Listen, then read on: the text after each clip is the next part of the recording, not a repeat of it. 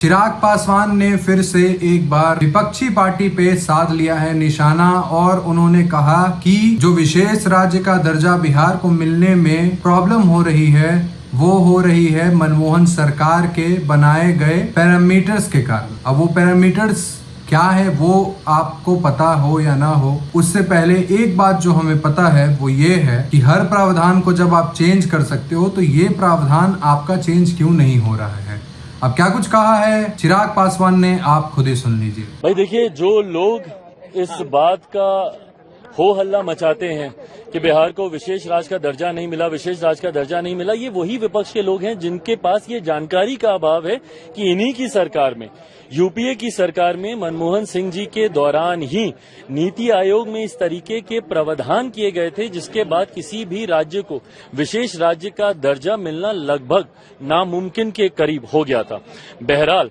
हम लोग की मांग रही थी कि जब तक विशेष राज्य के दर्जे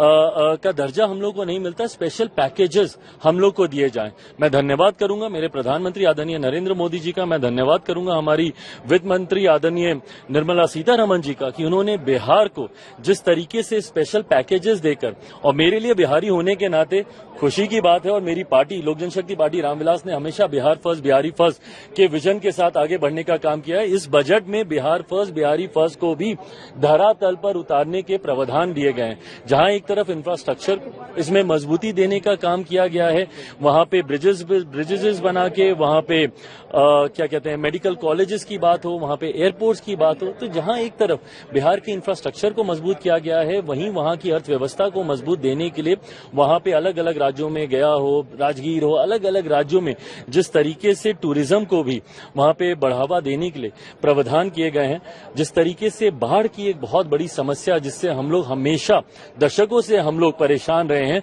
उसके भी समाधान का जिक्र इस बजट में किया गया है। तो मैं मानता हूं बिहारियों के लिए ये बहुत खुशी की बात है और पूरी बिहार की जनता प्रधानमंत्री जी का धन्यवाद करेगी। बट ओवरऑल भी अगर इस बजट को देखा जाए तो पूरी तरीके से समावेशी बजट है। पिछले 10 सालों में भारत की अर्थव्यवस्था, एक मजबूत अर्थव्यवस्था का लाभ हमारे समाज के हर वर्ग को मिले, युवाओं को मिले, महिलाओं को मिले, किसानों को मिले, मध्य वर्ग के लोगों को मिले, इस बात का ध्यान भी इस बजट में रखा गया है। मैं मानता हूं कि एक बजट, ऐसा बजट जो युवाओं से जुड़ी सबसे बड़ी समस्या बेरोजगारी का भी जिक्र करता है। एमएसएमई सेक्टर को जिस तरीके से मजबूती देने की बात की गई है, इसमें एमएसएमई सेक्टर एक रीढ़ की हड्डी है हमारे देश की अर्थव्यवस्था को लेकर। तो मैं मानता हूं कि विकसित भारत के निर्माण में ये एक मजबूत नींव की तरह इस बजट को देखा जा सकता है। आप कह रहे हैं समावेशी बजट है, सारे सांसद जो निकले विपक्ष के वो तो कह रहे हैं आंध्रा बिहार का बजट है, ये सरकार बचाने वाला बजट है। इन लोगों को अगर अपने राज्य में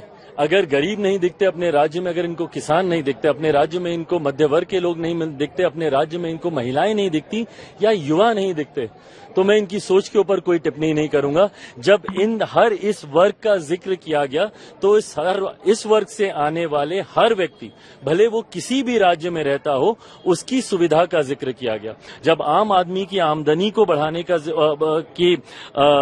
बचाव को, जो वो बचत करता है, उसको बढ़ाने का जिक्र किया, तो ये हर राज्य के व्यक्ति का जिक्र किया गया। पर अगर इसमें उनको उनके राज्य का जिक्र नहीं दिखता तो ये उनकी सोच हो सकती है।